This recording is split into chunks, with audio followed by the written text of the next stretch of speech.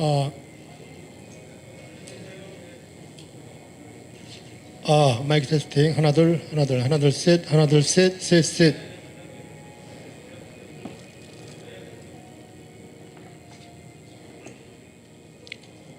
마이크 테스팅. 하나, 둘, 하나, 둘, 하나, 둘, 셋, 셋.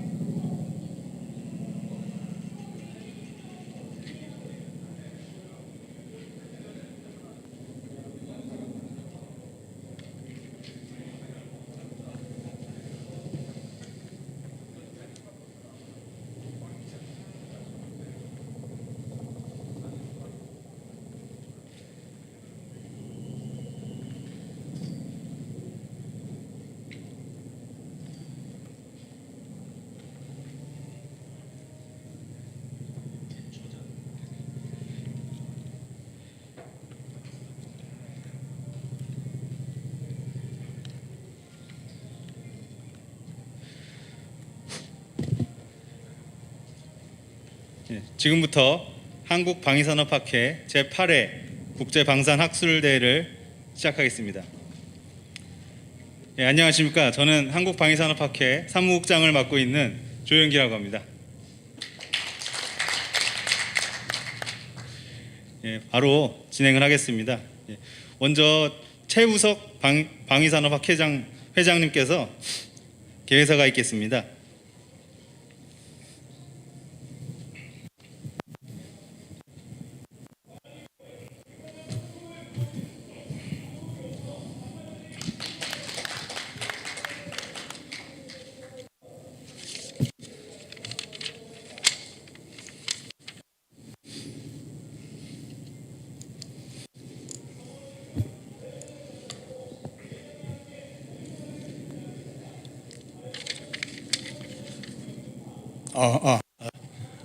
여러분 안녕하십니까?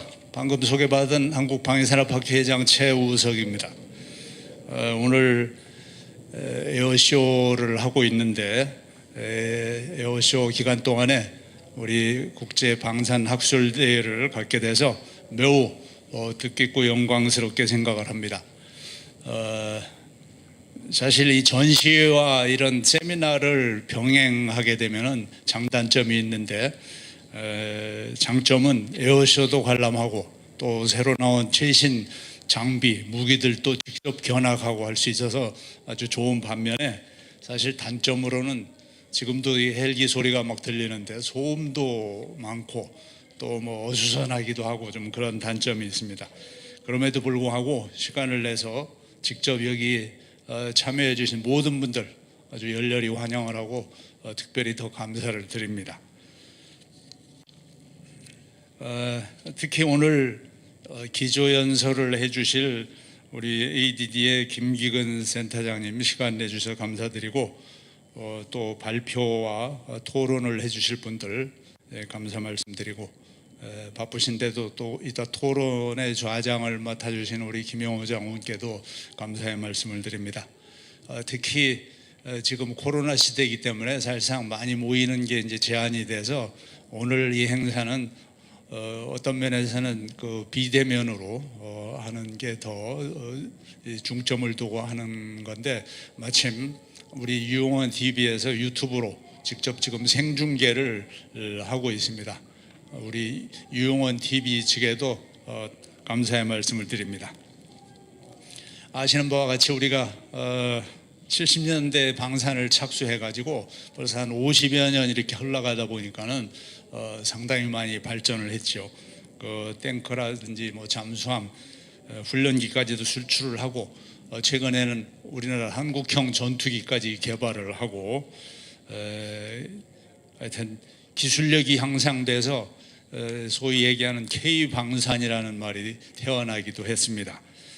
이러한 역량을 바탕으로 해서 우리가 이제 글로벌 협력도 하고 해야 되는데 특히 어제 뭐 절반의 성공으로 끝나긴 했지만 우리가 우주 강국이 되기 위한 발판을 마련하는 누리호 발사가 있었습니다. 그래서 이 우주 개발을 위해서 앞으로도 참여하고 우리 방산이 적극적으로 이제 기여를 할 때라고 생각을 합니다. 이런 역할을 할 때 역시 우리는 자유우방인 미국을 중심으로 해서 서로 국제 협력을 하고 공동 대처를 하고 해서 이 지역 평화 안전에 기여를 할 수 있도록 해야 될 것입니다. 이러한 차원에서 우리 학회에서는 우주 기술과 방산 발전이라는 대주제를 가지고 오늘 국제 세미나를 기획하고 오늘 이 자리에서 개최를 하고 또 심층 논의할 수 있는 자리를 마련하게 된 것입니다. 오늘 이 자리를 계기로 우주 기술과 위성 체계 발전과 관련한 국제 협력 방안을 포함해서 아주 효과적인 어떤 결실이 도출될 수 있기를 다시 한번 기대를 하고 참석해 주신 모든 전문가분들께 감사를 드립니다. 한 가지 광고를 하면 다음 주 목요일에는 저희 학회가 지금 창립한 지가 30주년이 됐는데 30주년 기념 자랑스러운 방산인상 시상 또 정책 세미나 또 이어서 현재까지 우리 학회하고 한국생산성본부하고 방위산업 최고의 과정을 운영하고 이번에 이제 5기가 그날 수료식을 갖게 됩니다. 그래서 수료식과 더불어서 그동안 졸업한 원우들이 총원우회를 결성하는 창립 행사를 아울러서 갖고자 합니다. 그때도 많은 성원을 해주시고 참여를 해주시기를 기대를 합니다. 어찌됐든 오늘 좀 어수선하긴 하지만은 이 기회에 우주 강국으로 발돋움하는 그런 좋은 결실 있는 그런 세미나가 되기를 다시 한번 기원하고 참여해 주신 모든 분들 감사드립니다. 감사합니다. 말씀 감사합니다. 지금부터 국방과학연구소 김기근 국방우주기술센터장님께서 우주기술과 방위산업의 미래 발전 방향에 대한 기조 강연이 있겠습니다.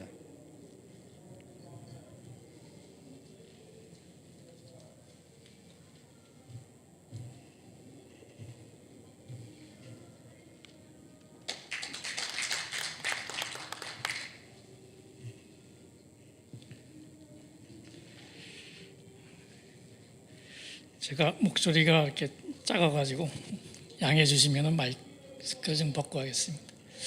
안녕하십니까? 방금 소개받은 그 국가현의 이제 국방우주기술센터장 김기근입니다. 간략하게 제 소개를 해드리면은 저는 작년에 뭐 아시겠지만 아나시스2 통신성을 발사하고 이제 올 초에 이제 사업 완료해서 양산을 이제 진입한 이제 군위성 통신체계 2 사업 책임자로 있었고요. 사업을 이제 잘 성공한 다음에 이제 연구소 이제 정책이나 방향이 이제 좀 어떤 이제 기술 중심으로 이제 나가자라는 취지에서 올 6월에 국방우주기술센터를 설립하게 되었고요. 거기에 이제 연구소에 이제 우주 관련 부서를 다 모아가지고 이제 집중하자라는 그 센터의 이제 센터장이 됐습니다. 그래서 오늘은 그 이제 저희가 준비하는 그런 이제 우주 기술 관련된 부분에 대해 소개를 좀 하고요. 그게 이제 결국은 이제 방산에 이제 그 관련되는 이제 기여를 해야 되기 때문에 그런 거에 대한 이제 소구라고 할까요? 뭐 방향성에 대한 이제 그런 거를 이제 저희 의견을 말씀드리는 자리로 이렇게 이해하시면 되겠습니다. 일단 이제 이 자리를 초대해 주셔서 한국방위사업협회 학회에 감사드립니다. 다음이요. 일단은 이제 우주사업 현황을 뭐 대부분 이제 공감하시는 부분이고 많은 언론에서 말씀하신 거기 때문에 그거에 대해 이제 요약하고 그다음에 이제 저희가 맡고 있는 이제 국가연 중심으로 하는 이제 기술 분야, 우주 기술 분야를 소개해드리고 이제 말씀드린 방위 산업에 어떻게 연계가 될 건가에 대해서 말씀드리는 걸로 하겠습니다. 예, 우주 산업 현황입니다. 뭐 다음이요. 뭐 다 아시는 것처럼 이제 대내외적으로 이제 우주 산업의 키 이슈는 이제 뉴 스페이스라고 하겠습니다. 그래서 올드 스페이스하고 이제 굳이 구분하면은 뉴 스페이스는 당연히 이제 일반 기업 중심의 이제 상업적인 이제 목표를 가지고 이제 그 추진하는 그런 시대이기도 하고 또 이제 그 정부 프로젝트 기반으로는 뭐 10년, 뭐 15년 이런 이제 장기 기간 대비 뭐 이미 성숙된 기술 가지고 단기간에 이제 개발하는 그런 이제 제가 이제 뭐 사실 다 아시는 거지만 좀 이제 정리해드리면은 그런 이제 단기간 개발이 있고 또 하나는 이제 물론 해외에서는 이제 뭐 유수의 이제 큰 뭐 스페이스X나 뭐 유시한 스타링크나 완랩 또 이런 것 큰 업체도 있지만은 저희가 지금 말씀드리려고 하는 부분은 이제 중소기업이나 스타트업 업체들 상당히 많습니다. 그런 이제 업체들의 중심이 이제 또 뉴스페이스 시대의 이제 특징점이라고 할 수 있겠고요. 그러다 보니까 이제 경쟁이 좀 이제 심화되고 또 자유 경쟁이 있는데 그거에 대해서 저도 이제 국내 업체는 이제 뭐 그런 거에 대해서 좀 이제 고민이 많은데 어떤 그런 이제 분위기이고요. 이런 거를 이제 사실은 이제 분위기를 전환시킨 거는 여전히 또 다 아시겠지만은 뭐 발사체의 이제 저가 저비용 발사체 수단이 이제 가용했기 때문인 걸로 이해하고 있습니다. 그리고 이제 요즘 유행하는 이런 걸 기반으로 하는 우주여행이라는 게 사실은 밖에서 보기에는 뉴스페이스의 새로운 이제 시장 모델이고 어떤 이제 대표적인 모델이지 않을까 뭐 그런 생각도 할 수 있겠고요. 그렇습니다. 그래서 어쨌든 뉴스페이스는 밖에서 보기에는 해외에서 보기에는 민간 주도의 위성 산업 새로운 시장이지 않는가. 그러면 이제 우리는 어떻게 해야 될 건가에 대해서는 좀 말미에 좀 말씀드리겠습니다. 다음이요. 그래서 좀 더 살펴보면은 뭐 또 아시는 자료입니다. 여기 표를 지금 제가 가져왔는데 여기 발사 횟수, 연도별로 발사 횟수를 보시면 이제 기업, 프라이빗 기업이고 이제 공공이고 뭐 밀리터리 군사용으로 보면 이게 최초 위성 발사한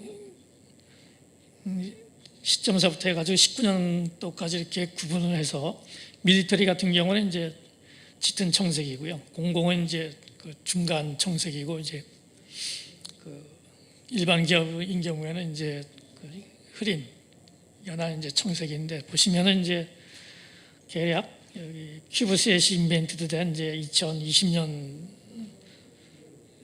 그 앞뒤를 기점으로 해가지고 상당히 많은 이제 민간 업체 중심, 공공도 있지만 주로 이제 민간 업체 중심의 발사가 이제 거의 이제 대세이기도 하고 반면에 이제 밀리터리 쪽은 이제 거의 이제 뭐 발사에서 거의 이제 줄어들어가지고 이제 사실은 이제 역할을 못하는 그런 이제 시장에 이제 사실 뉴스페이스의 단면이지 않을까 이렇게 생각이 됩니다.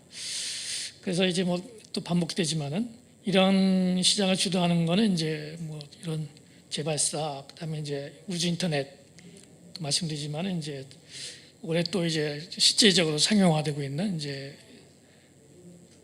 우주 관광 이런 게 이제 대표적인 이제 뉴 스페이스들을 이제 얘기해주는 이제 아이콘들인데요. 예, 다음이요. 그 반면에 이제 우리나라를 보면은 이제 올해 이제 지금 막 4차 우주개발진흥기본계획 이제 수립하려고 이제 회의를 하고 있습니다.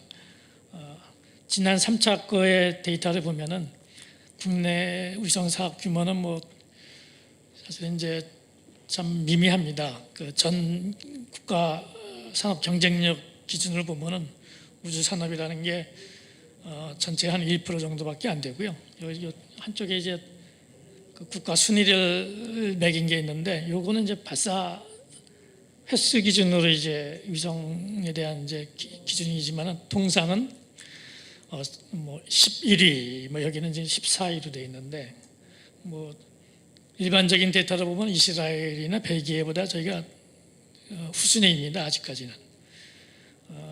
기술적인 부분에서 이제 선진국 대비 여기 보여주는 표가 있는데, 정부 자료이니까 좀 이제 포지티브하게 썼음에도 불구하고 많은 이제 분야에서 설계, 뭐 제작 이런 부분에 대해서 뭐 국력 대비 우주 산업이 많이 이제 뒤처져 있는 게 현실입니다.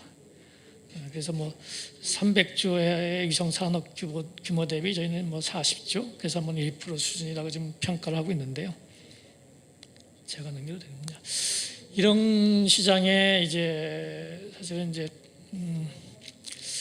제가 뭐 국가에 안에 있지만은 과기정통부나 또 이제 국방 분야에 국방부 방사청 유시해 가지고 사실은 이제 올해 많은 고민들을 하고 있는 중입니다. 그래서 어떻게 하면 우주 산업을 발전시킬까, 그리고 그 촉매제가 된 건 사실은 이제 그 발사 제한, 미사일 발사 제한이 이제 틀린 5월 달서부터 그런 촉매가 돼가지고 저희 우주센터도 그렇고 과기정통부도 그렇고 많은 이제 고민한 거에 우주 분야를 이제 국방 분야를 소개시켜드리겠습니다. 다음이요. 뭐 그런 촉매제 이외에 사실은 이제 주변국의 영향도 큽니다. 이제 뭐 아시는 바와 같이 각 군이 이제 우주군에 대한 이제 그 어떤 이제 계획들을 하고 있지만은 거기에 이제 배경에는 여기 보시는 유영원 기자님께서 주신 자료인데요. 미국은 뭐 아시는 것처럼 이미 이제 19년도에 이제 우주군을 창설했고요. 뭐 공격 위성 자산들을 이미 공공연하게 이제 개발하고 있습니다. 그래서 뭐 더 얘기 드릴 부분은 아닌 거고, 러시아도 이제 마찬가지로 미국과 대응하기 위해서 공격 위성의 이제 방향을 이제 전환하고 있는데, 제가 이제 주로 말씀드릴 거는 주변 중국이나 일본입니다. 중국도 이제 여기는 표시 안 됐지만 이미 이제 우주군을 이제 창설했고요. 특히 이제 이미 저기도 위성 요격한 이제 시증을 해서 국제적인 이제 뭐 문제를 야기한 상황이기도 하고, 전자전사부터 해가지고 뭐 저희는 이제 내년부터 시작하는 KPS를 이미 이제 저희는 지역 항법이지만은 중국은 이제 이미 이제 글로벌 항법 체계를 구축해서 독자적인 이제 우주 기술을 이제 미국에 앞서겠다라고 지금 하고 있고, 일부 부분은 이제 미국이 인정하듯이 이제 중국이 넘어서 있는 그런 상황이고요. 일본도 이제 보면 이제 우주군의 비슷한 우주 작전대라는 걸 설립해서 이미 이제 우주군을 이제 창설했다고 봅니다. 그러면서 이제 보이시는 무인 우주선이나 뭐 이미 이제 저희가 하려고 하는 이제 고체로켓 이미 그쪽에 이제 상용화 이렇게 현재 오래돼 있는 상황이고요. 뭐 북한은 이제 사실은 좀 더 말씀드릴 부분은 아니지만은 군사적으로 보면은 이미 이제 전자전 관련된 부분에 대해서는 이미 많은 이제 기술력을 가지고 있어가지고 저희 쪽에 실제적인 위협이 되는 상황입니다. 이런 상황에서 뭐 좀 이제 선언적인 이제 국방 우주 기술 발전 방향성 한번 정리해봤는데요. 단기적이진 않습니다. 장기적으로 현전 위협, 주변국입니다. 북한이 아니라 주변국의 이제 압도적이라는 게 선택적이어야 된다고 저는 생각하는데, 모든 분야에 대해서 이제 압도적일 수는 없고, 어떤 이제 저희가 우주 분야에 대해서는 이제 어떤 이제 선택적으로 압도할 수 있는 그런 분야를 지금 발굴해야 될 걸로 지금 보고 있고, 그런 이제 분야에 대해서는 대등한 수준으로 우주 기술력을 확보하려고 하고 있습니다. 물론 이제 그 기술력이 확보된 것들이 스핀오프가 돼가지고 협력도 하고 기술의 이제 상용에 이제 잘 국가 우주 산업이 발전할 수 있도록 전 기술 이전도 해줘야 되는 그런 이제 그 발전 방향이 있습니다. 이거를 좀 구체적으로 이제 사례를 들여서 말씀드리면은 분야부터 말씀드리겠습니다. 그럼 이제 저희가 모든 분야에서 다 할 거냐? 그 모든 분야라는 게 뭐냐면은 우주 전력을 합참해서 그 구분한 거에서부터 말씀드릴 수 있습니다. 통상 이제 현재까지 알려진 이제 우주 무기 체계의 구분을 보면은 감시, 정보 지원, 발사, 대응 이렇게 구분되어 있는데, 저희가 알고 있는 감시는 이제 뭐 올해 전력화되는 이제 뭐 우주 감시, 광학 우주 감시 체계 이런 이유들이 있고요. 또는 이제 우주에서 우주를 감시하는 방법도 있습니다. 수단도 있는데, 그거는 이제 해외에서는 지금 이제 추진 중인 걸로 알고 있고요.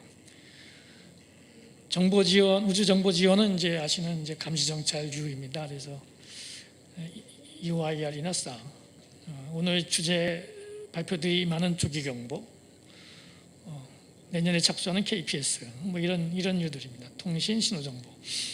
발사는 이제 뭐 어제 발사한 것부터 해서 저희가 얘기하는 이제 고체 발사체 이런 U가 있겠고요. 대응은 이제 순수하게 우주 분야 쪽입니다. 이제 군사 분야 쪽입니다. 그래서 어떤 이제 그런 분야가 있는데, 어쨌든 이제 합참은 전장이 우주 공간으로 확장된다고 보고 있고, 그래서 이제 각 군이 이제 우주군을 창설하는데 이제 고민을 이제 하고 있는 중이고요.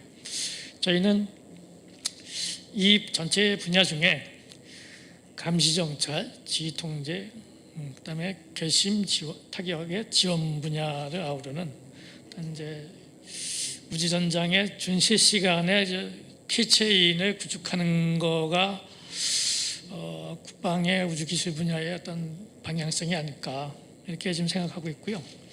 그래서 그 어떤 타이틀의 우주 전장 기반 NCW 구축이라고 일단 한번 지어봤는데요. 그 사례는 이제 미국에 들 수 있습니다. 미국이 최근에 상당히 조용했습니다. 어떤 프로그램에 대해서 레이건 이후에 이제 클린턴 정부인 걸 제가 기억하는데, 정부 예산이 이제 감축하면서 이제 많은 우주 프로그램을 이제 중단시키면서 조용했었는데, 최근에 저희가 확인한 바로는 여기 SDA를 중심으로 해서 NDSA를 구축하는 프로그램이 실질적으로 진행하고 있고, 실험 위성들이 이미 이제 발사되거나 이제 조만간에 발사될 계획입니다. 그거를 좀 설명해 드리겠습니다. 목적은 이제 스레 시스템, 위협 다양한 체계들, 여기 보면 뭐 미술이라든가 뭐 이런 위협 체계들을 탐지하고, 그다음에 추적하고 식별하고, 그다음에 그 위협 체계에 대응한 수단을 이제 선택하고, 그래서 이제 그 선택한 후에 이제 타겟 정보들을 이제 적시적소에 필요한 전장, 여기는 이제 그 필요한 대응 체계가 되겠죠. 에 이제 전달하는 그런 이제 목적이 이 이제 체계가 되겠고, 보시는 그림과 같이 저궤도 기반입니다. 그래서 궤도 높이는 600km에서부터 세 개 레이어로 되어 있는데, 600에서 1200km까지 세 개의 레이어로 되어 있고, 세 개 고도죠. 그렇게 되어 있고, 제 밑에는 이제 감시 정찰 군들이 있습니다. 그리고 중간에는 이제 통신, 그러니까 이제 완랩이나 스타링크 같은 통신, 여기는 통신이라기보다는 이제 감시 정찰 데이터라든가 이제 타격 정보 데이터, 여기 지금 말씀드린 링크 16이라고 데이터 링크 같은 것들에 대한 중계, 글로벌한 중계가 되겠습니다. 그리고 제일 위의 고도는 이제 좀 더 광범위한 이제 감시 정찰하는, 아마도 이제 오늘 주제가 되는 이제 조기 경보의 군들이 되겠죠.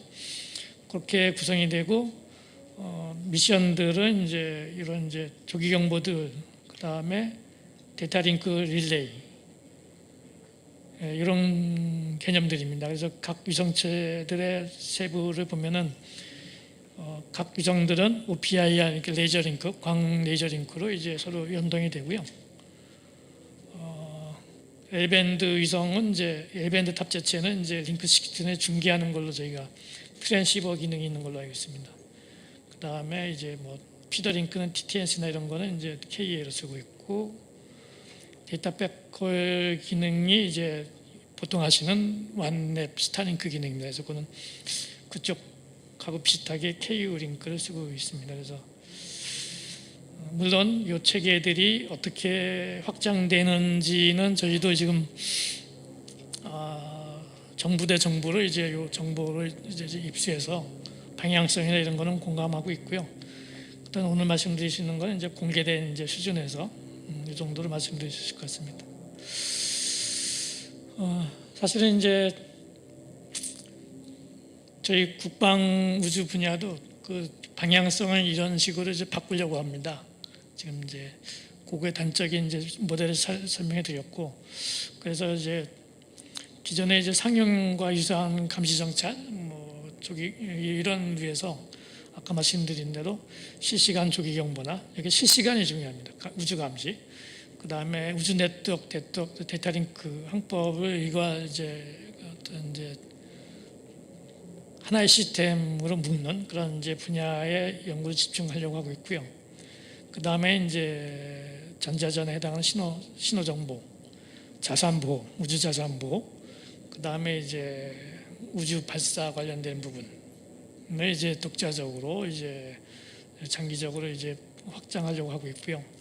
물론 이제 이 자리에서 관련되는 민간 우주 기술과 상호 연계를 충분히 하려고 하고 있고, 사실은 오늘도 그런 거에 대해서 많은 이제 토의를 하려고 오전에 이제 방문을 여러 군데 했습니다. 그래서 좀 WBS 비슷하게 나눠보면 플랫폼은 가능한 국제화나 표준화를 해서 저런 이제 체계에 대한 이제 준비성, 시간에 대한 이제 가용성을 이제 좀 뒷받침하려고 하고 있고요. 감시 센서는 해상도를 높이는 방향도 있지만은 광역화를 해서 조기 경보 및 트래킹을 군에서 실시간적으로 할 수 있게끔 해주는 방향도 하나 더 트랙으로 가려고 합니다. 우주의 데이터 링크가 필요하겠냐 하는데 실질적으로는 필요합니다. 실시간적인 이제 데이터 링크 지원을 해야 되기 때문에 필요하고, 네트워크가 또 뭐 추가로 필요하겠냐 하는데 지금 말씀드린 이제 또 향후에 있을 이제 우주 무기 체계를 위해서는 네트워크가 필수적입니다. 그래서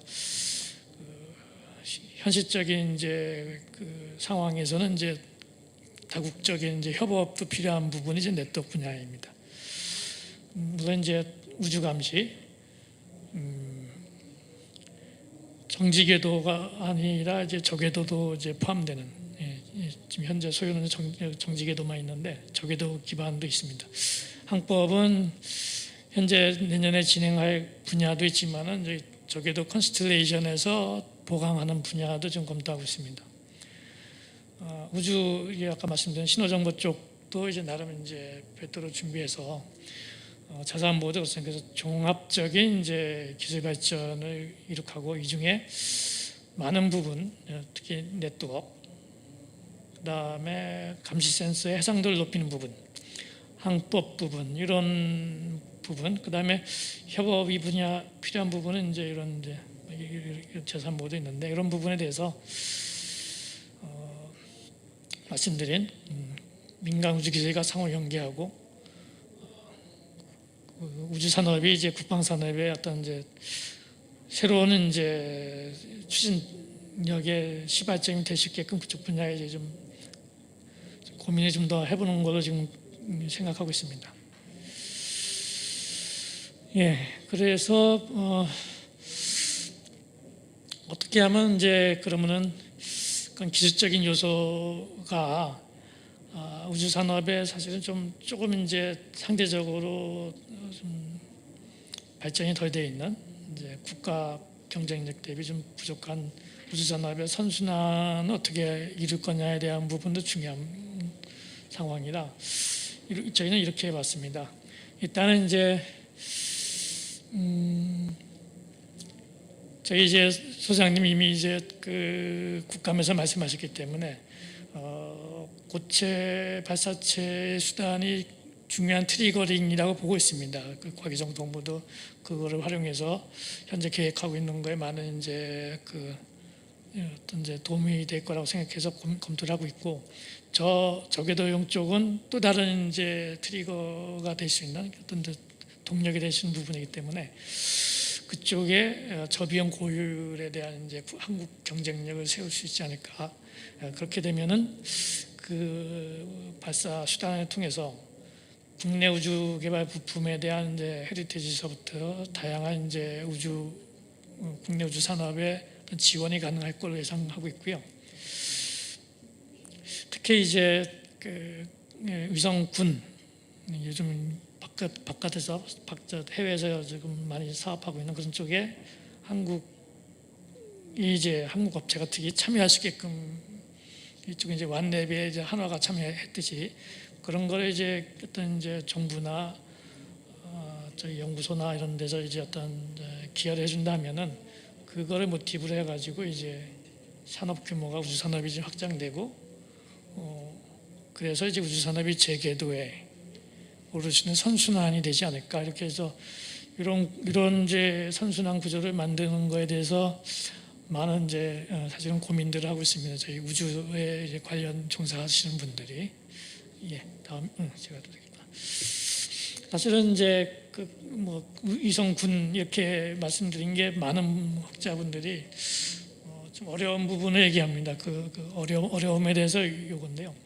세계와 경쟁하시는 이제 그런 이제 글로벌 모델이고, 저희는 한국은 이제 지역 국방 분야만 해도 뭐 한국 감시권 정도만 지원해 주면 되기 때문에, 그래서 지역 모델이라고 하면은 사실은 이제 경쟁력이 없죠. 뭐 한국에서 이제 기반으로 하는 이제 업체나 어떤 이제 국방 또 과기정통부를 유지하는 이제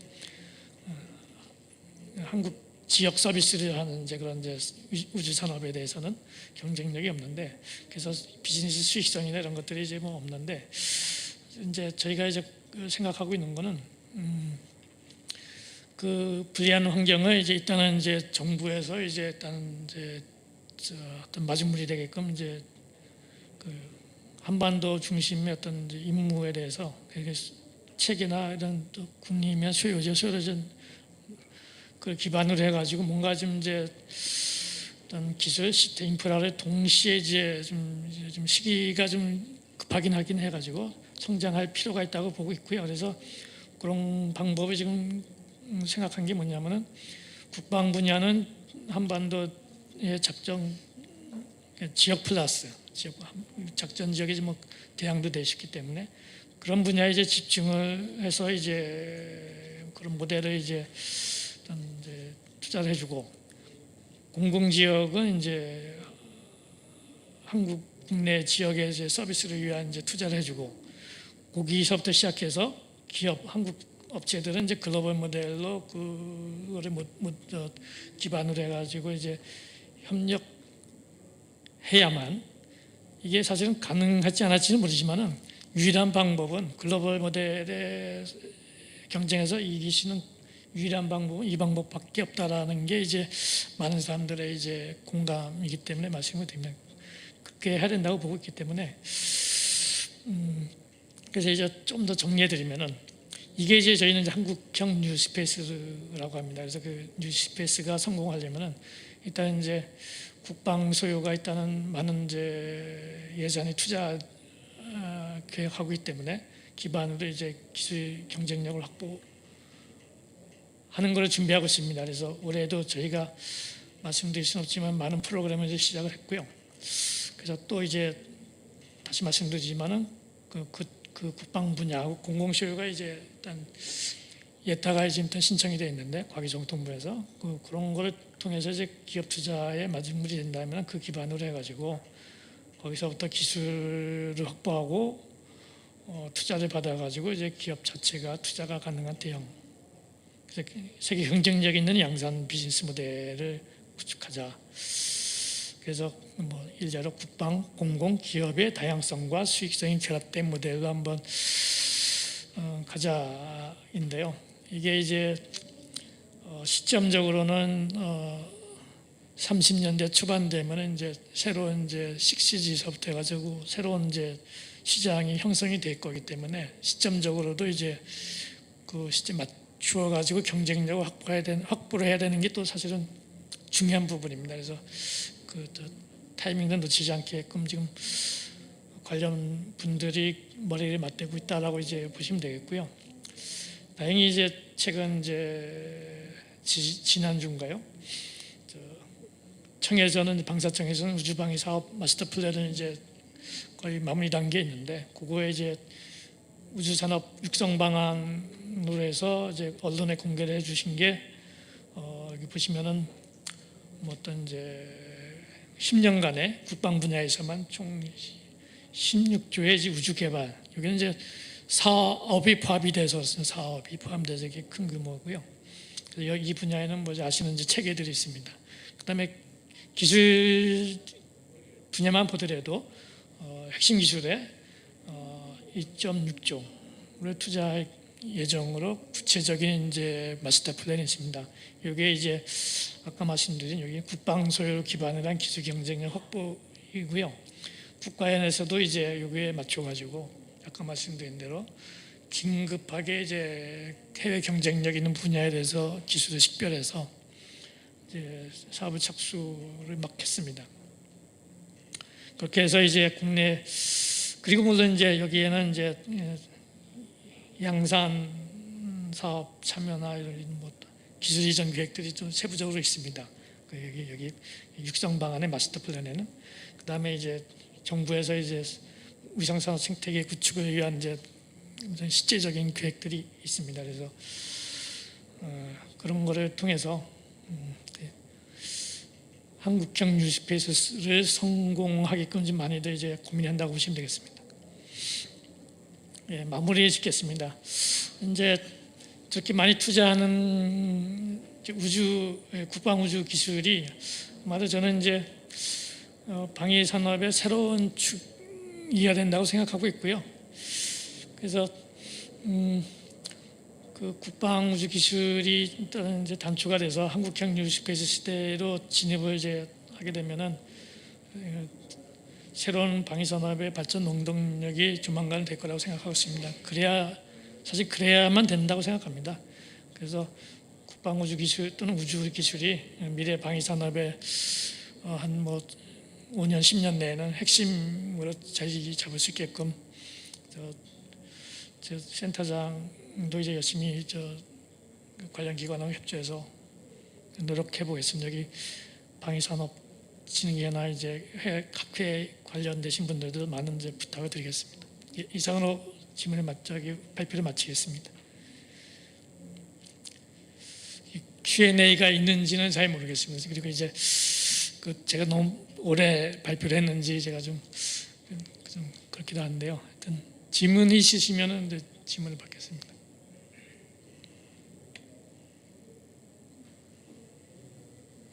예, 한 분 있으신데요. 마이크가 준비가 됐나요?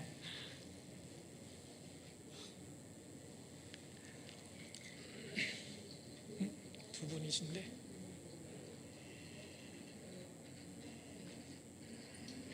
안녕하세요.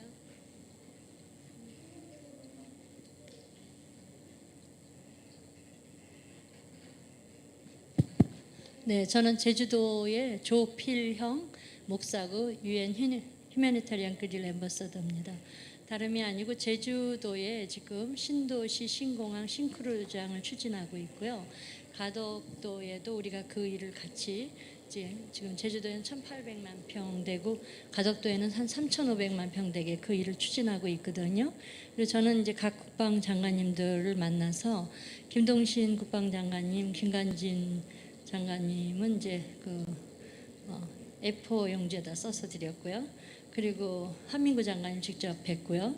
그렇게 해서 F-50, F-35, 글로벌 시스템, 사드 이런 거를 통과 배치시키는 역할을 했고, 또 2017년도 3월 7일 날 원주 태극기 부대에서 제가 태극기 부대를 창설했는데요.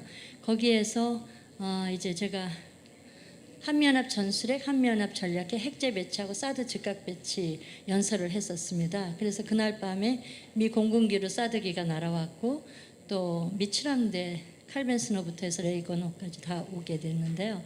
지금 현재 하는 일에 있어서 이 우주기술과 방위산업의 미래 발전 방향에 좋은 말씀을 해주셨는데, 제주도나 가덕도 같은데 이런 역할을 한다면은 해양과 관련해서 우리가 지금 현재 이거는 좀 보안이지만 보안 유지해 주시고요.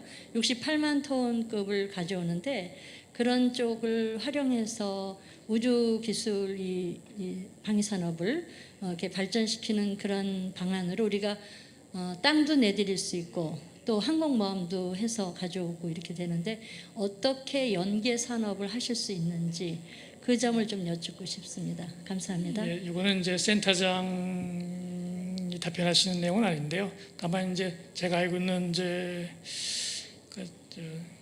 개인적인 알고 있는 거로는 과기정통부가 이제 우주산업 클러스터를 진행하는 걸로 알고 있습니다. 그쪽에 아마 연기하시면은 이제 지금 얘기하시는 게 이제 좀 의견이 이제 어떤 이제 의견으로 받아들일 것 같습니다.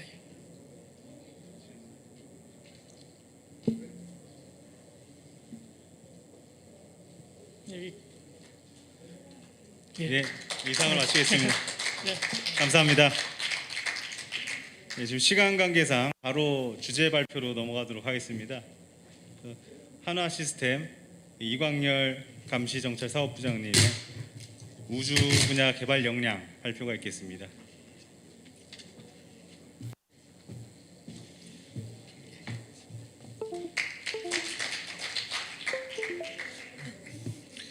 먼저 감사의 말씀을 드리겠습니다. 이 귀중한 시간에 저희 하나 시스템에 하고 있는 그 우주 산업에 대해서 이렇게 설명드릴 수 있는 시간을 갖게 해서 너무 감사드리고요. 가능하면 그냥 간단하게 말씀을 드리겠습니다. 그 순서는 그 사업 역량과 과제 참여 현황이 되겠습니다. 이 페이지를 보시면 여기 보면 위성이 많이 있습니다.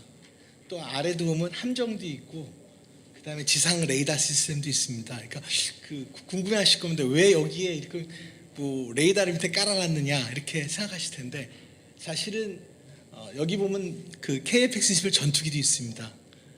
그러니까 저희 회사가 하고 있는 그 사업의 가장 중요한 핵심 부분이 레이더 사업입니다. 그러니까 또한 이 우주를 살펴보게 되면 능동위성 배열 레이더 위성이 있습니다. 그러니까 위성이라는 게 크게 탑재체가 갖고 있는 성능을 어떤 기능을 가질 것이냐 구분하게 되는데 능동위성 레이더를 이용한 사 레이더, 우리가 영어로 신서틱 에이퍼처 레이더라는 그 레이더가 요 아래서 레이더에 보시면 될 것 같고요. 그 다음에 우리가 잘 알고 있는 광학위성, 광학에도 일반 그 비주얼하게 보이는 것과 열을 감지하는 그 탑재체, 이걸 크게 이렇게 구분하셔 보시면 되겠습니다. 근데 이제 제가 여기서 그 KF-21을 갖다 놓은 이유는 여기에 들어가는 A사일에 들어가는 가장 핵심 하드웨어가 있습니다. 그 뒤에서 말씀을 드리겠지만 이 하드웨어가 현재 여기 맨 끝에 보이는 초소형 위성에 사용이 되고 있습니다. 지금 현재 항공급 부품을 우주급 부품으로 걸러서 그걸 우주급에 맞게끔 사용하기 위해서 그 과정을 진행하고 있다고 보시면 되겠습니다. 그 다음에 여기에 있는 레이더들은 다 여기 있는 레이더 기반 기술을 갖고 우주에 사용되는 그 레이더에 동일한 기술이 적용이 된다, 이렇게 이해하시면 되겠습니다. 그러면 아까 제가 위성에 대해서 좀 더 서두에 좀 말씀을 좀 드렸는데 그러면 이제 그 싸위성에 대해서 좀 더 말씀을 드리겠습니다. 우리나라가 하고 있는 싸위성은 크게 하무앤이 주관하는 다목적 실험에서는 쌍위성이 있고 국방과학연구소가 주관하는 사유위성이 있습니다. 또한 요즘에 그 뉴 스페이스 패러다임에 맞는 초소형 위성에 대해서 많은 관심을 갖고 계십니다. 특별히 오늘 말씀드리려고 하는 위성은 이쪽 초소형 위성에 대해서 좀 말씀을 드리도록 하겠습니다. 초소형 위성은 말 그대로 무게도 작아야 되고 그 다음에 성능은 웬만한 이상의 원하는 목적을 달성할 수 있어야 되고 또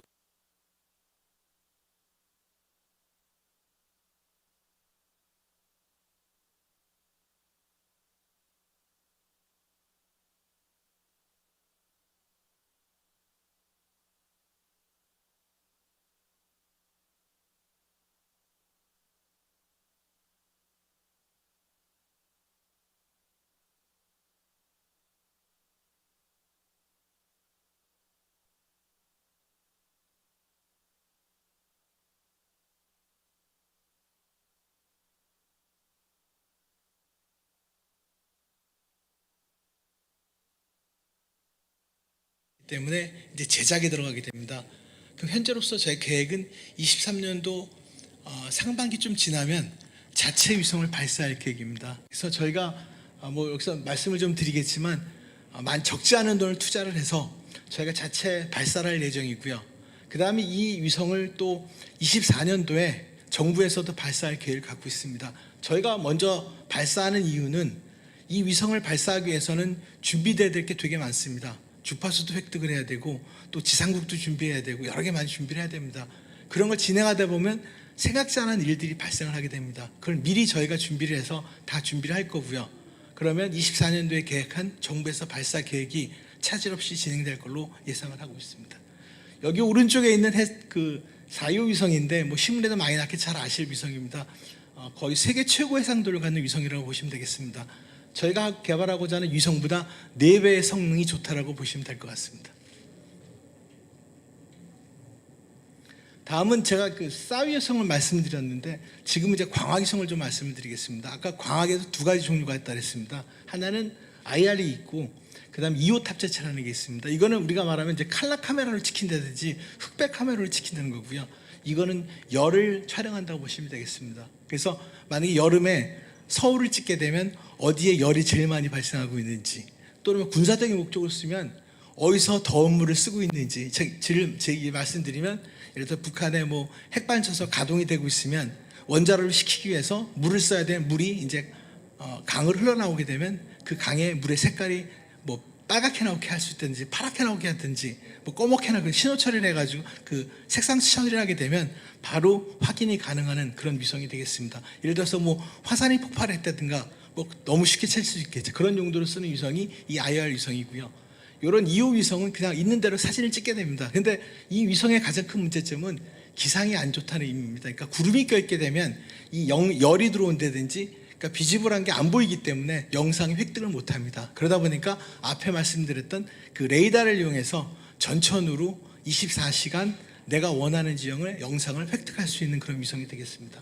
여기 오른쪽에 해상도가 있습니다. IR 위성의 해상도가 있고 2호의 IR의 그러니까 2호의 해상도가 있습니다. 이렇게 딱 비교를 해보시면 딱 아시겠어요. 한 10배의 해상도의 차이가 난다. IR보다 2호 쪽이 10배 정도 해상도의 차이가 난다. 이렇게 대충 그냥 이해하시면 되겠습니다.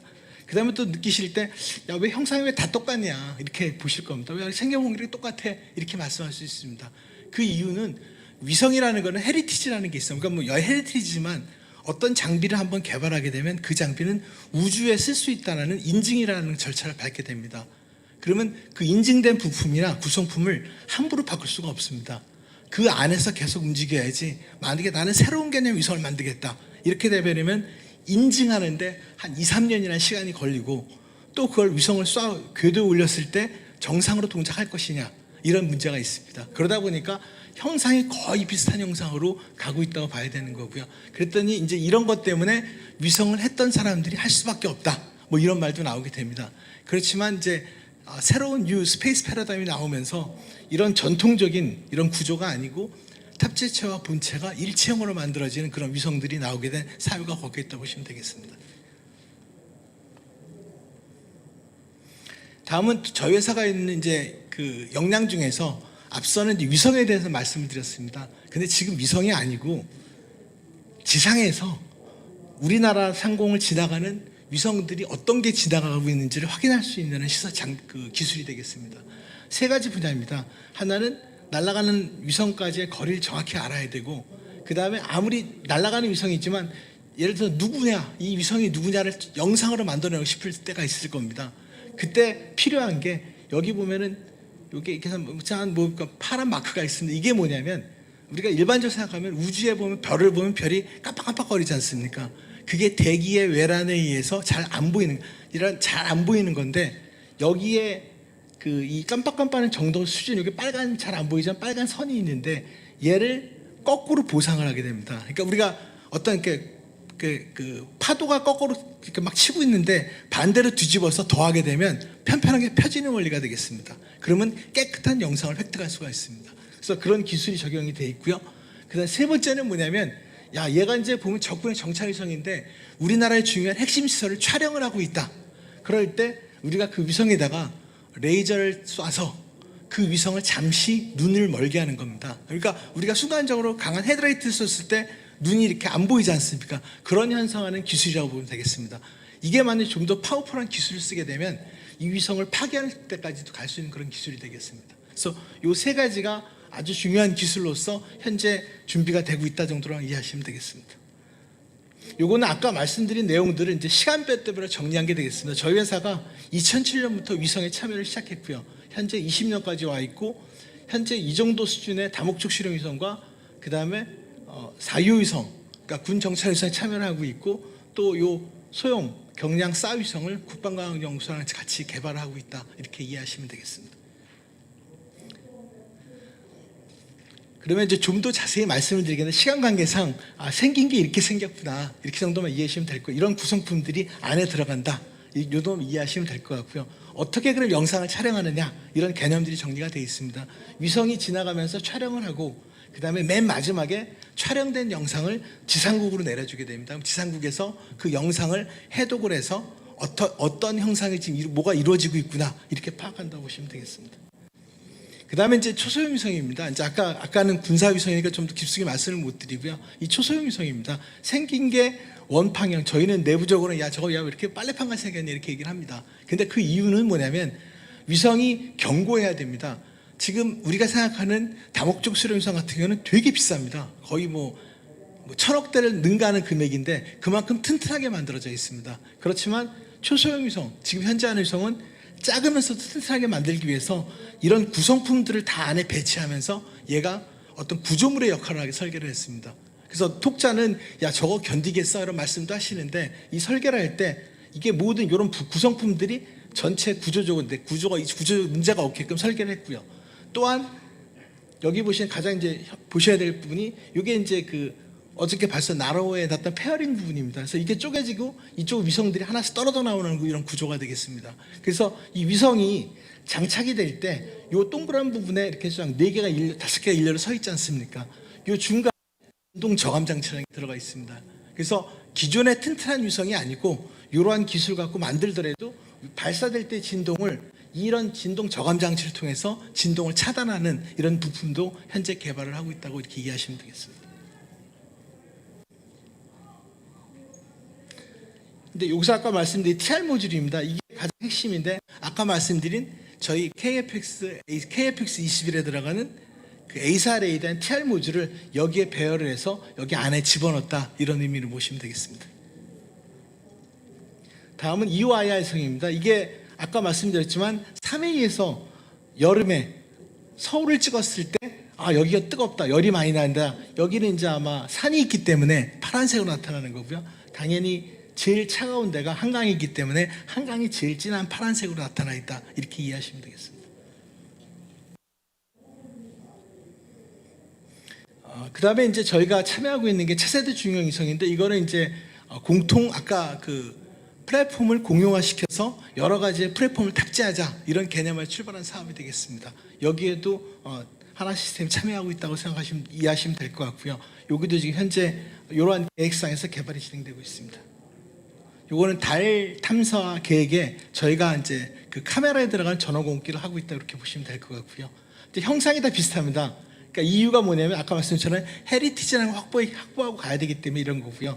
하나만 좀 더 말씀을 드리고 마치도록 하겠습니다. 이게 진동 저감 장치인데 이거는 아까 보셨던 위성 전체의 진동을 차감시키는 게 아니고 검출기. 그러니까 아까 영상을 획득하는 센서 중에서 IR을 저희가 촬영을 할 때 거기 IR에는 컴프레서라는 그 진동을 발생시키는 소스가 있습니다. 그 소스를 차단하기 위해서 이런 진동 저감 장치를 만들게 되면 이게 있을 때 없을 차이입니다. 영상이 있을 때는 없을 때는 이렇게 댐인데 뿌옇게 나타나지만 이 진동을 차감시키면 이게 깨끗한 영상을 얻을 수 있다. 이게 그런 기술이 되겠습니다.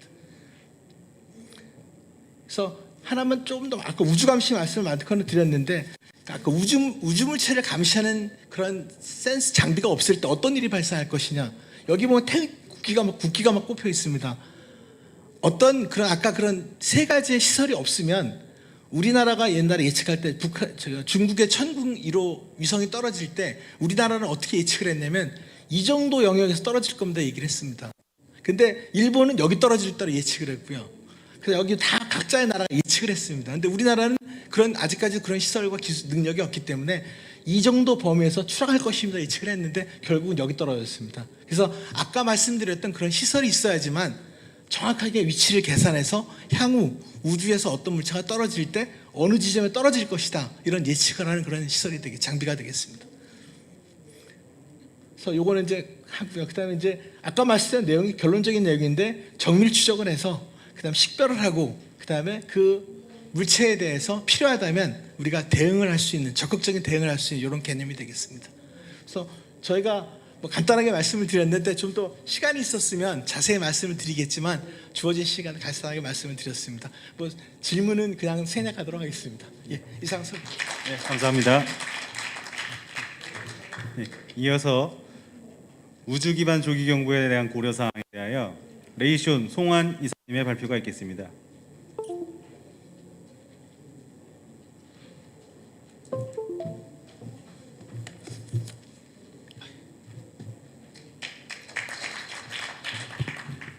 안녕하십니까. 저는 레이숀 한국지사에서 근무하는 송환이라고 합니다. 먼저 저희 레이숀의 우주 기반 조기 경보 체계에 대한 고려 사항에 대한 발표 자리를 마련해 주신 저희 그 한국방위산업학회 그리고 KDIA에 진심으로 먼저 감사를 드립니다. 그리고 저희 사실은 이 발표 자료가 저희 우주 쪽을 담당하시고 저희 아시아 총괄을 하신 조셉 골드 씨께서 원래 오전에 발표를 하시기로 했었는데 일정상 이게 오후로 밀리면서 부득이하게 제가 발표를 하게 돼서 제가 좀 미흡하더라도 좀 양해의 말씀을 먼저 구하겠습니다.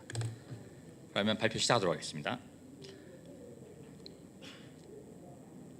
예, 일단 뭐 개요입니다. 저희가 일단 위협부터 그다음에 우주 기반 조기 경보 체계에 대한 운용적 이득 그리고 우주 기반 조기 SBW에 대한 다양한 궤도 체계와 고려 사항 그리고 현재 대한민국도 보유하고 있는 방공민 미사일 체계에 대해서의 네트워크 그리고 마지막으로 이제 다층 도메인의 저희 그 레이숀의 IMD 기능을 살짝 설명을 드리고요. 예, 그런 식으로 좀 짧게 핵심만 요약해서 넘어가도록 하겠습니다.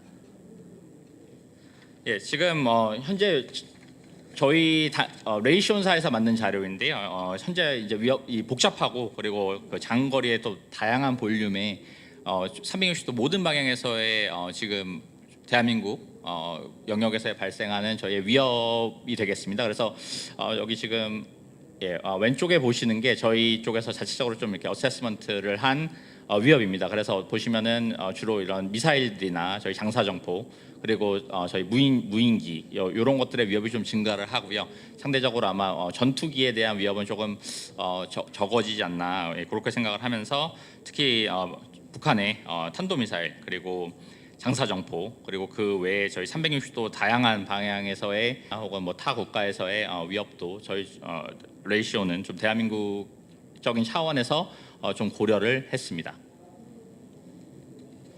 예, 일단 우주 기반 조기 경보 체계 운영상의 이점입니다. 좀 간략합니다. 가장 중요한 두 개의 핵심은 뭐 앞전에서도 설명을 해주셨지만 저희 그 조기 발사 탐지를 할 수 있고 그리고 그 발사 탐지의 정확한 디텍션과 그 정보를 좀 제공을 할 수 있는 것이 이런 우주 기반 조기 경보 체계의 좀 이점이라고 좀 설명을 드리겠습니다. 예, 이 그림은 뭐 간략하게 저희 그 SBW 우주기반 조기경보 탑재체와 그다음에 뭐 기존 저희 쪽의 IAMD 레이더의 좀 비교표입니다. 그래서 보시면은 이제 위성이 이렇게 떠 있으면은 북한의 텔 그런 위협에 대해서 위에서 내려보기 때문에 조기에 탐지가 가능합니다. 그에 비해서 레이더는 아무래도 어느 정도 일정 고도 이상이 올라와야 레이더에서 탐지가 되기 때문에 그런 이런 위성체가 이제 그런 점에서 좀 더 강점을 가지고 있다. 그리고 아래는 좀 더 아무래도 위에서 보기 때문에 레이더로 보는 것보다 좀 더 정확한 지점에 포인트를 포착을 할 수 있다. 뭐 이런 식의 그림 자료가 되어 있습니다. 물론 레이더도 충분히 강점을 가지고 있는데 아무래도 발표 자료가 저희 우주에 포커스다 보니까 좀 그런 쪽에 좀 장점을 좀 표로 나열을 했습니다. 예, 지금 이 부분은 다중 도메인 방공 및 미사일 방어 시스템에 대한 운영적 이점입니다. 그리고 거기에 만약에 이 우주 스페이스 레이어를 얻는다면은 거기에 좀 더 이점을 가지게 될 자료를 설명한 것입니다. 일단 오른쪽 그림을 먼저 보시면은 일단 레인지에 따라서 뭐 단거리, 중거리, 그다음에 뭐 장거리 레인지에 따라서 그 경보 저희가 경고 시간을 받으면서 그 대처할 수 있는 대략적인 시간입니다. 뭐 아무래도 단거리는 좀 더 짧겠고요. 그리고 장거리에서 오는 거는 좀 더 긴 시간을 확보를 할 수 있을 겁니다. 근데 거기 만약에 저희가 거기에 이런 우주 탑재체 같은 스페이스 센서를 좀 추가를 한다면 그러면 저희는 어떻게 보면 런치 시점부터 볼 수가 있는 거기 때문에 좀 더 정확한 트랙 데이터와 그다음에 조금 더 이른 저희 인터셉트 뭐 저희 미사일로 말씀드린 SM2라든지 뭐 기타 미사일을 향한 인터셉터 그리고 좀 더 넓어진 방어 지역 그리고 마지막에 이제 슛 다시 보고 다시 한번 또 혹시나 실패했을 경우에 또 한번 다시 슈팅할 수 있는 그런 능력들의 향상을 해줄 것이라고 생각을 합니다. 뭐 아래는 생략하겠습니다. 이건 다 좋은 말들이어가지고 좀 생략하도록 하겠습니다. 예, 그리고 가장 중요한 뭐 여기 우주 전문가분들이 저보다 훨씬 우주 전문가들이 많으신데요. 뭐 저희 입장에서 간략하게 저희 당사에서는 일단 탑재체를 저희는 탑재체 위주의 제품을 생산을 하고 있습니다. 그래서 버스나 런처 같은 경우에는 사실은 많이 없고요. 대신에 다양한 탑재체를 저희가 생산을 하고 있기 때문에 일단 탑재체에 의해서 이 서로 다른 궤도 체계는 이제 우주 기반 조기 정보에 대해서는 각각 이런 리오, 미오, GO, 히오와 같은 다른 궤도들이 있기 때문에 이 궤도들에 대한 장단점이 있습니다. 그래서 이 장단점을 좀 간략하게 설명을 드리겠고, 그리고 특히 이런 이제 설명을 드리는 이유는 저희 당사에서는 물론 뭐 미정부의 그런 이해할 사항이 있긴 하지만 이런 시스템들을 다 보유하고 있지만 주 소요 군인 한국과 고객들이 이제 어떤 상황에 맞는 그런 상황에 맞는 위협과 그다음에 그런 위협들을 어떻게 대처를 하고 또 현재 대한민국이 보유하고 있는 방공 및 미사일 방어 체계는 어떤 것이 있는지를 총 이렇게 애널리시스를 하셔가지고 그래서 보다 맞는 체계를 선택해 주시면 되겠습니다. 예, 일단 먼저 GO 정지궤도에 대해서 먼저 설명을 드리겠습니다. 정지궤도는 35,786km 상공에서 24시간 궤도 주기를 갔습니다. 장점은 간단합니다. 이거는 정지궤도고 지구와 같이 돌기 때문에 한 표면만을 어떤 지정된 한 지역을 계속 24시간 관찰할 수 있습니다. 그래서 지금 만약에 이 지금 저희가 그 여력이 돼서 정지궤도를 두 개를 띄우게 된다면은 어떤 그런 오차 범위가 거의 없는 한쪽에 계속 이제 집중되는 지역에 관찰을 할 수가 있습니다. 예, 그리고 하지만 단점으로는 아무래도 35,786km는 굉장히 굉장히 높은 고도이기 때문에 발사 비용이 많이 들 것이고요. 그리고 뭐 지금 정지궤도 같은 10년 정도에 저희 그 SBW 주기를 갔기 때문에 뭐 요거에 대한 고려가 필요할 것으로 생각이 되고 뭐 다 아시다시피 정지궤도니까 지구 전체가 아닌 어떤 한 지역 파셜의 지역만 커버를 할 수가 있겠습니다. 다음은 저궤도 리오입니다. 리오는 160km에서 2,000km 정도의 고도를 뜻하고요. 그리고 궤도 주기는 한 88분에서 127분 정도 됩니다. 그리고 이 부분에 대해서의 가장 매력적인 포인트는 아무래도 그 고도가 낮기 때문에 발사 비용이 적게 듭니다. 그리고 상대적으로 저희 쪽에서도 고려해야 될 사항이 다른 중궤도나 고궤도보다는 적기 때문에 아무래도 탑재체의 비용 또한 좀 더 저렴하게 될 것이고요.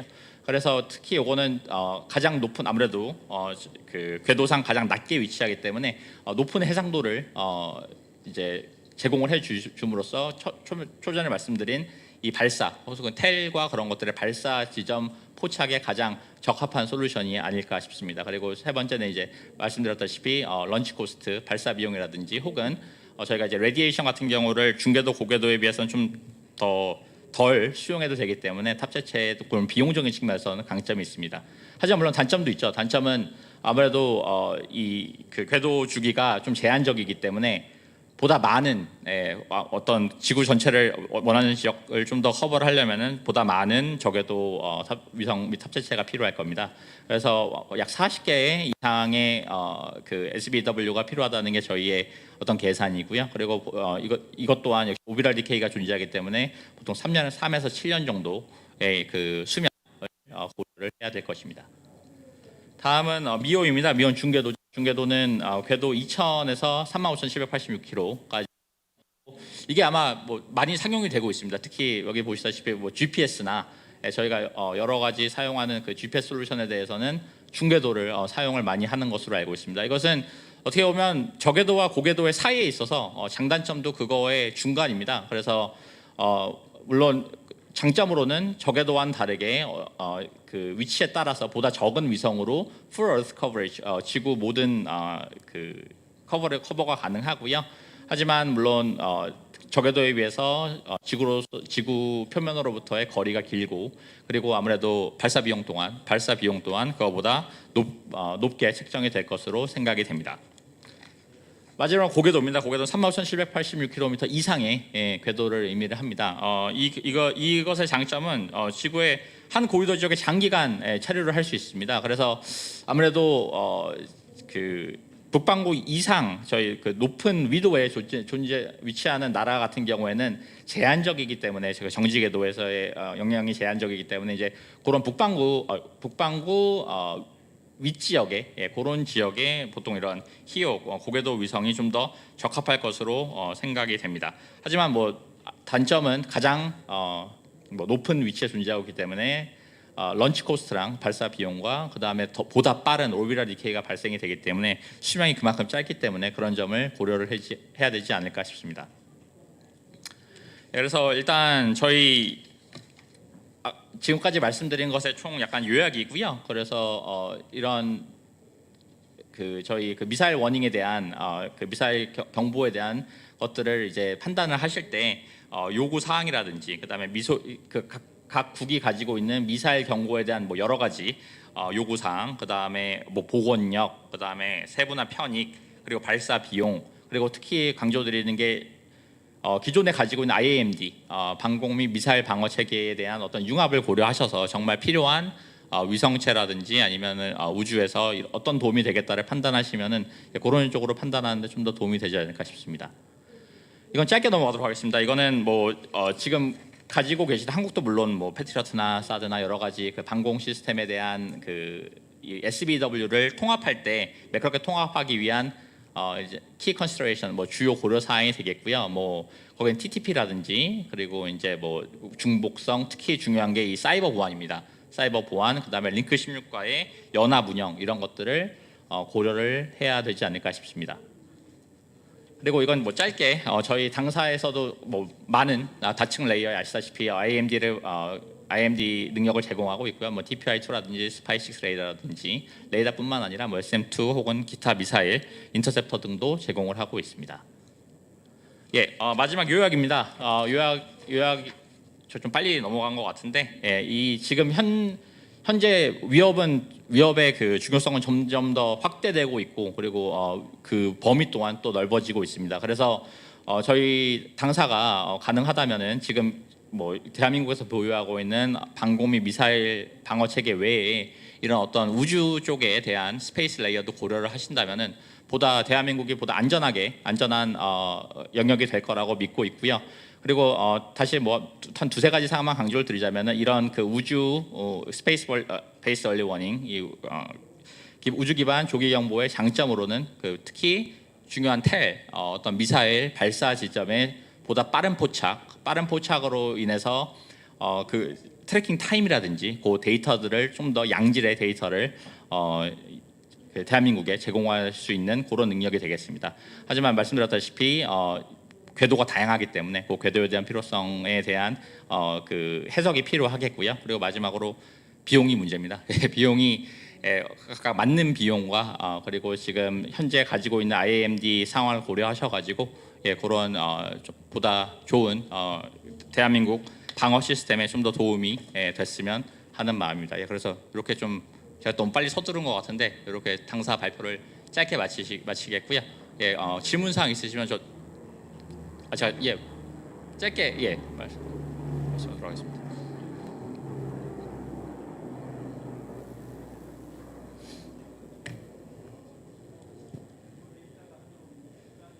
아, 1분만 드릴게요. 어저께 그 누리호 발사 실패의 원인에 있어서요. 규명이 어떻게 됐는지 모르겠는데 제가 전에 그 창공이 하늘이 열리는 시각에 대해서 연구해서 가르쳐 드린 적이 있었거든요. 그런데 그런 시각과 대한민국 상공에 인공위성이 너무 많이 떠 있어서 그런 원인이 같이 연결이 됐는지 아니면 기술적인 문제인지 그거에 대해서 좀 질문을 드립니다. 그건 뭐 저희 레이시온사가 답할 질문은 아닌 것 같고요. 그거는 잘 하고 계시니까 제가 다음번에 말씀드리도록 하겠습니다. 그럼 이상 발표를 마치겠습니다. 감사합니다. 감사합니다. 마지막으로 한국형 조기 경보 위성 개발을 위한 고려 사항에 대해서 LIG 넥스원 황홍연 연구위원님의 발표가 있겠습니다. 예, 반갑습니다. LIG 넥스원 황홍연이라고 합니다. 오늘 발표드릴 내용은 한국형이라는 게 중요한데 조기 경보 위성의 고려 사항을 개발할 때 어떤 사항을 고려해야 될까 이거를 이제 정리를 해봤습니다. 내용은 이제 이게 조기 경보 위성이 궁극적으로 탄도탄 화염을 탐지하는 위성이니까 북한의 미사일 위협이 어떻게 되나요? 특히 SRBM에서 어떤 위협이 있는가? 그 다음에 필요성, 해외에서는 어떻게 하나? 또 우리나라에서는 또 조기 경보 위성을 어떻게 구성할 건가? 또 그걸 개발할 때 검토 항목은 뭘 해야 되고 또 업체 입장에서 개발 및 제작 방식은 어떻게 하는 게 효율적인 건가? 이런 것에 대해서 말씀을 드리겠습니다. 북한이 이제 올해만 해도 8발 탄도탄을 쐈는데요. 북한의 탄도탄 최근의 개발 추세를 보면 여러 가지가 있겠지만 저희가 방어적인 측면에서 생각한다면 굉장히 어려운 요소 중에 한 3가지로 꼽을 수 있을 것 같습니다. 첫 번째는 장거리 하는 것은 별도로 이제 우리를 공격하는 게 아니라고 보고 첫 번째 문제가 포화 공격을 위한 발사 능력의 개선입니다. 그래서 최근에 불시에 다양한 장소에서 발사가 가능하다. 그래서 그 다음에 두 번째는 연속 발사가 이렇게 가능하다. 그러니까 하나 쏘고 바로 1분 이내에 쏘기 때문에 굉장히 우리한테 큰 위험이 되고 있고 두 번째 위험 요소적인 요소는 기습 공격 능력입니다. 그래서 발사대가 텔이나 또 잠수함이 되면서 언제 어디서 발사할지를 징후를 예측하기 어렵다. 그래서 방어하기 어렵다. 이런 이제 문제가 있고요. 특히 또 스커드 타입 말고 최근에 SRBM은 전부 고체 발사이기 때문에 쉽게 발사할 수 있다. 이런 게 거꾸로 저희한테는 대응하기 어렵다. 이런 이제 또 문제가 되겠죠. 특히나 이제 또 어려운 게 저고도 및 불규칙 궤도입니다. 그래서 이스칸데르 타입의 SRBM을 쏘므로 인해서 저고도 또 불규칙 궤적 또 RCS도 작고 종말 단계에 기동을 하기 때문에 이걸 탄도탄으로 방어하기가 굉장히 탐지도 어렵고 레이더가 가지고 그다음에 방어도 굉장히 어렵다. 이런 게 이제 특징입니다. 그래서 북한에 지금까지 가지고 있는 보유하는 미사일 종류를 보면 다양하게 돼 있지만 저희한테 특히 위협이 되는 종류를 굳이 식별하자면 SRBM 타입과 스커드 타입이 되겠죠. 그런데 이제 여기서 중요하게 보셔야 될 것들은 이것들이 날아가는 시간이 비행 시간이 기껏해야 250초를 넘지 않고 4, 5분 넘지 못하고 그 다음에 고도도 50km를 넘지 않는다. 그거는 방어 입장에서 굉장히 어려운 거죠. 대응 시간이 부족하고 탄도탄 조기경보 레이더가 또 탐지하려면 고각 범위가 있는데 제한이 있는데 탐지하는 시간이 늦어진다는 게 굉장히 문제가 될 수 있습니다. 그러면 한국형 조기경보 위성이 왜 필요한가? 첫 번째는 제일 중요한 게 빨리 탐지해가고 조기 경보를 해야 되니까 대피를 시키든지 거기에 대한 대응을 시키든지. 두 번째는 이제 일단 탄도탄이 쏘아지면은 탄도탄을 탐지하고 추적해가지고 그걸 미슬 디펜스를 해야 되니까 이제 그런 측면이 이제 중요한데, 중요한 것은 아까도 말씀드렸지만 한반도에는 중심이 미국에서 북한에서 미국을 쏘는 게 아니라 중국에서 미국을 쏘는 게 아니라, 그런 거는 뭐그 ICBM 같은 게 한 30분 정도 걸리지만 여기서는 5분이나 날라오기 때문에 중심 거리가 짧기 때문에 또 낮은 고기 때문에 탐지가 어려워서 대응 시간을 하려고는, 이걸 요격을 하려면 필요한 대응 시간이 탄도탄 레이더 최초 탐지가 언제 되느냐, 그 다음에 탐지가 되면 자료 전송하고 처리하는 시간, 그 다음에 그 지역 방공 레이더 또는 지역 방공 그 유도탄에서 그거를 이제 임무를 맡아가지고 레이더를 요격하고 레이더를 켜고 요격하는 교전 시간, 이런 것들이 필요하기 때문에 굉장히 각각을 분석해 보면 무지무지하게 대응 시간이 짧다는 걸 알 수 있습니다. 그래서 물론 이제 탄도탄 그 조경보 레이더가 굉장히 정밀한 정보를 제공하지만 그걸 보완해 가지고 좀 더 1분이나 1분 30초 빨리 조경보 위성이 탐지해 갖고 시그널을 내준다면 굉장히 큰 효과적으로 발휘할 수 있다. 그 다음에 이제 조경보 레이더는 일단 한 30km 정도 넘어서 이제 보니까 거꾸로 역산해 가지고 발사 원점을 추적하려면 오차가 크지만, 요거는 이제 날씨가 좋을 때는 원점을 바로 볼 수도 있고, 그 다음에 전쟁 시에 현실적으로 적의 공격이 탄도탄 레이더 피격을 할 때 감들을 할 수 있는 대체 수단이 필요하다. 뭐 나머지는 이제 이런 것들이 있어서 결론적으로는 이거 하나 갖고 맞는 건 아니고 조경보 레이더가 상호 보완적으로 운영함으로 해서 원점 타격, 탄차 조제, 즉 탄도탄 방어 능력을 제거할 수 있다, 이런 이제 결론이 있습니다. 미국에서는 다 아시다시피 DSP 후속으로 이제 SBRS를 해가지고 쭉 개발을 해오다가 최근 5개의 정지궤도 위성은 지구 상공해갖고 항상 일정한 위치에 있는 정지궤도 위성은 5개가 일단 발사되고 운영되고 있고, 내년에 이제 하나로 하고 7, 8호기는 이제 취소되어서 OPIR로 이제 대치되고 있다고 알려지고 있고, 북극에 대한 이제 잠수함 발사를 탐지하기 위해서는 이제 타원 궤도가 필요한데, 타원 궤도는 이미 3개가 올라와서 운영되고 있습니다. 그래서 최초에는 또 24개의 저궤도 위성으로 이제 구성이 SBR에서 다 포함되어 있었는데, 그 후에 이제 분리돼 가지고 SDSS로 이제 분리돼 가지고 별도로 해다가 데모 위성만 2개로 구성해 가지고 탄도탄이 탐지 가능성이 있느냐 해 가지고 시험을 한 걸로 알고 있습니다. 그래서 특징은 북극을 포함한 전 지구 상시 감시가 중요하다. 4가지 임무는 다 아시니까 이제 생략을 하도록 하고요.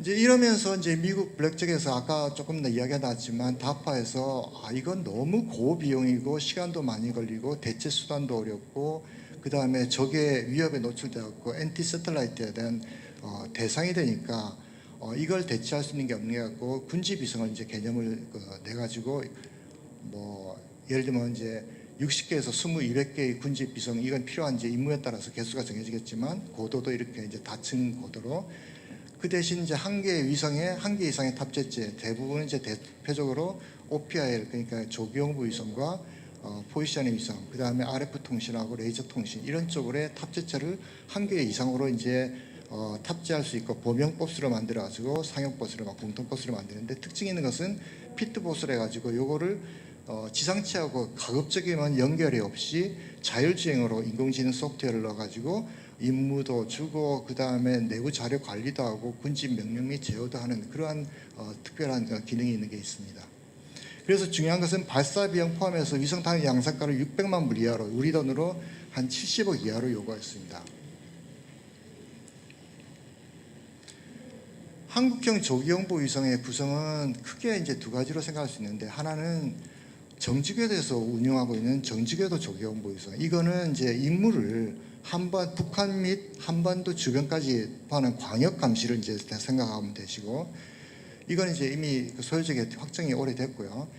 그래서 1개만 있으면 되고, 저궤도 조기용보 군지 비성은 그게 아니라 국부 지역, 그렇다고 해서 이제 광역 감시 또 상시 감시가 만족이 되니까 하나의 위성 갖고는 안 되고 콘스텔레이션으로 군지 비성이 돼야겠죠. 상시와 광역이 굉장히 중요한 요소인데, 그래서 때로는 북한의 전 지역 또는 국지 지역 광역 관측폭을 한 100km 바이 100km 또는 200km 바이 200km 해가지고 탄도탄의 특징에 관련된 것을 좀 하면 좋겠다. 그 다음에 이제 우리가 추가로 고려할 사항은, 이게 사실은 이게 둘 다 영상이 나오는 정보 위성이 아닙니다. 이거는 왜냐하면 하나의 픽셀 사이즈가 최소 단위가 100m 바이 100m 또는 500m 바이 500m이기 때문에 신호위성으로 봐야 되지 영상위성이 아니에요. 그래서 그렇지만 이거 이제 위성과 탄도탄이 발사된 뒤에 그 추진제가 분리게 되고 나면은 워헤드가 날아오는 게 중요한데 그거하고 탄도하고 분리할 수 있겠느냐 이걸 좀 보고 검토를 해봐야 되고 또 탄도탄 레이더 및 요격 체계에다가 큐잉 정보를 줄 수 있겠는가? 근데 굉장히 어려운 얘기죠. 왜냐하면 위성도 움직이고 있고 탄도탄도 움직이고 있고 그 다음에 이게 수동형이라서 거리를 모르기 때문에 굉장히 이제 어려운 얘기지만 이것도 가능성을 이제 여러 가지 스테레오 이미지라든지 다층 관측으로 인해서 가능한지 검토를 해봐야 될 것 같고 그 다음에 이제 또 중요한 역할 중에 하나가 정직에도 하나 갖고 하면 탄도탄이 발사됐네 이래가지고 조경불을 울리면 거기에 대해서 만약에 오경보가 있을 경우에 지상에 보면 엄청난 수많은 화염이 있는데 이게 탄도탄인지 아닌지 오경보가 있을 경우에 굉장히 그게 혼란이 일어나는데 이걸 듀얼로 해가지고 같이 구성을 하면 오경보를 최소화시킬 수 있다. 그 다음에 발사 원점 추정 정밀 때도 계산할 수 있다. 그 대신 저가로 수십 개의 수압을 만족하면서 만들어야 되겠죠. 그러면 뭐 하나 A셋으로 뭐 하더라도 비용이 효율적이 아니니까 그것도 이제 쉽고. 그래서 이제 구성은 이렇게 이제 적에 대해서 여러 개가 이제 군집으로 이제 돌아가고 정직에 대해서 광역으로 보는 그런 개념으로 보시면 되겠습니다. 검토 항목으로는 뭐 여러 가지가 수없이 많겠지만 대표적인 검토 항목은 임무 영역이라든지 고도, 대상 표적을 어디까지 할 건가, 그 다음에 연소 후에 탐지를 할 건가 말 건가 이런 게 굉장히 중요한 설계 파라미터가 될 거고 큐잉 정보 또 이런 것도 마찬가지 위성의 수, 위성 간 또 핸드오버, 핸드오프 이런 것들이 굉장히 중요한 요소가 됩니다. 광학계 같으면 이제 예를 들면 여기서 너무 멀어가지고 정직에 대해서는 구경이 큰 광학계를 해가지고 대구경으로 에너지를 집중할 수 있는 그런 구경이 필요할 거고 여기서는 낮은 지역에서 넓게 봐야 되기 때문에 이런 걸로는 필드오비가 만족이 안 되기 때문에 관광 렌즈 광학계가 이제 되지 않을까 이렇게 생각이 되고 뭐 구경 해상도 같은 것들은 이제 뭐 필요한 뭐 예를 들면 구경이 한 600mm 이상이 된다든지 여기는 한 400mm 이상 된다든지 이렇게 해갖고 쭉 되고 파장대역은 뭐 날씨가 좋을 때 나쁠 때 구름이 꼈을 때 위에서 탐지하냐에 따라서 SWR, MWR 이렇게 두 가지 방식으로 가면 되겠습니다. 나머지 때는 다 생략을 하도록 하고요. 개발 및 제작 방식입니다. 지금까지 다 아시다시피 국내 위성 시장에는 주로 신뢰도가 높은 다목적 시리즈나 차중 시리즈로 이제 이렇게 개발을 해왔죠. 그래서 그 규모도 크지 않고 거기에 따라서 위성 산업재의 위성 전문가 인력이라든지 아니면 기반 기술이 굉장히 조금 어느 정도 좀 수준이 좀 제한돼 있어가지고 그러기 때문에 또 할 수 없이 해외 협력을 엄청나게 해왔고 이제 그렇게 돼 있는데 그런데 이제 현실적으로 잘 보시면 위성을 한 번이라도 개발해 보신 분들은 느끼는 점이 저궤도 군집위성의 개발 제약 조건 뭐 나머지 군집위성도 다 비슷한 얘기인데 저궤도 군집위성은 이제 상시 임무를 만족해야 상시라는 것은 계속 빈 곳이 없이 그 다음 위성이 커버해주고 해야 되는데 그러면 계획된 수십 개의 위성을 동시에 운영을 해야지 이제 상실한 요구계획을 만족하는데 그러려면 보통 적어도 조기연구에서 군집위성이 수명이 3년 내지 5년이라면 그거를 다 만족하려면 6개월 이내에 몇 번에 걸쳐서 발사하든지 동시에 발사하든지 해야 됩니다. 그런데 이제 문제는 위성을 해보신 분들은 구성품 레벨에서는 양산이 되지만 구성품 레벨이 양산이 되더라도 탑재체 레벨, 위성체 레벨에서는 종합을 AIT를 가지고 어셈블리 인테그레이션 테스트를 하는 기간이 기본적으로 검증하는 시간이 소요되는 게 위성 한 기당 한 달 이상씩 걸립니다. 그러면은 이게 이제 동시 발사가 안 되는 거죠. 또한 요구되는 이제 신뢰도는 좀 낮게 하더라도 하여튼 방금 말씀드린 위성 개발 절차를 준수할 경우는 군집 위성의 비행 모드를 단시간에 만들기 어렵다. 인증 모델인 것은 한두 개 갖고 인증하면 되지만 비행 모드도 최소한의 시간이 걸리는 게 있기 때문에 이게 어렵다.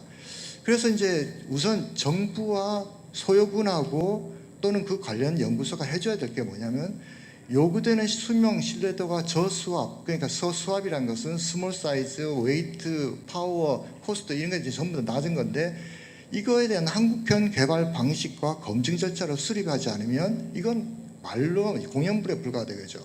왜냐하면 예를 들면은 전자 부품을 인증된 부품을 쓰라, 우주형 부품을 쓰라고 그 PAR 규격을, 파워 규격을, 요구 규격을 다목적 시리즈 또는 차중 시리즈로 요구 규격을 내면 결국 단가는 또다시 또 1000억대에 이르고 또 수명도 엄청나게 높아질지 모르지만 이게 만들어지지 않는 겁니다. 그래서 제가 이제 제안하는 것은 이런 수십 개를 위성을 개발할 때 좁은 국내 시장을 규모에 비례해 볼 때 만약에 단일 업체만 참여하고 문제 발생 시기에 생산 차질 및 국방 안보 자산 획득에 굉장히 큰 차질이 생깁니다. 한 번 위성에 문제가 생기면 NCR 처리하는데 몇 달씩 걸리기 때문에. 그래서 소요 분해지나 뭐 소요 부처에서 복수 모델로 복수 업체가 규격을 내놓고 개발을 만족을 할 경우에는 인터페이스만 만족하고 내용은 틀리더라도 성능을 만족할 경우에는 동시 양산 검토가 필요하다. 이럴 경우에 위험도 경감하지만 제일 중요한 게 우리가 지금 다목적 시리즈 하나 개발하는데 3천억이 들고 차중식 개발하는데 1,400억이 듭니다. 그러면 이 위성을 가지고 해외 시장에 내놨을 때 회사가 나라가 한 군데도 없어요. 비싸서. 그러면 이 경우에 경쟁적으로 개발하다 보면 업체에서 자기 나름대로 한국형 고유 모델이 생길 거고 이걸 통해서 수출도 가능하다 저는 생각합니다. 하여튼. 그래서 이거를 한번 깊이 좀 검토를 해주셨으면 좋겠고 요약입니다. 하여튼 탄도탄 엄청나게 북한에서 쏴대고 있고 진화되고 있는데 이걸 효율적으로 방어하려면 이것만 갖고도 안 되고 조경보 레이더, 기존에 있는 레이더와 조경보 위성을 상호 보완적으로 운영하면 그 방어 능력을 개선할 수 있고 이거는 이제 제 생각할 때는 정지궤도하고 저궤도 군집 위성으로 해가지고 여러 가지 능력을 배가시킬 수 있는 기능을 할 수 있다. 특히 중요한 것은 실용급 개발 방식으로 정지궤도하고 저궤도 방식은 한국형 저가 양산 개발 방식 기준을 수립을 해가지고 거기에 따라서 수출도 가능한 모델을 만드는 게 좋겠다는 게 제 제안입니다. 이상으로 발표를 마치. 좋은 발표. 네. 이어서 먼저 사진 촬영을 실시한 후에 토론을 하도록 하겠습니다. 네. 자리에 계신 분들은 다 이 단상으로 올라와 주셔서 사진 촬영, 단체 사진 촬영을 하겠습니다.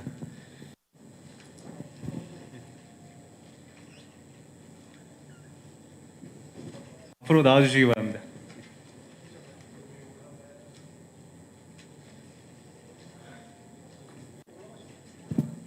위로 올라가는 게 더 잘 보일 것 같습니다. 예.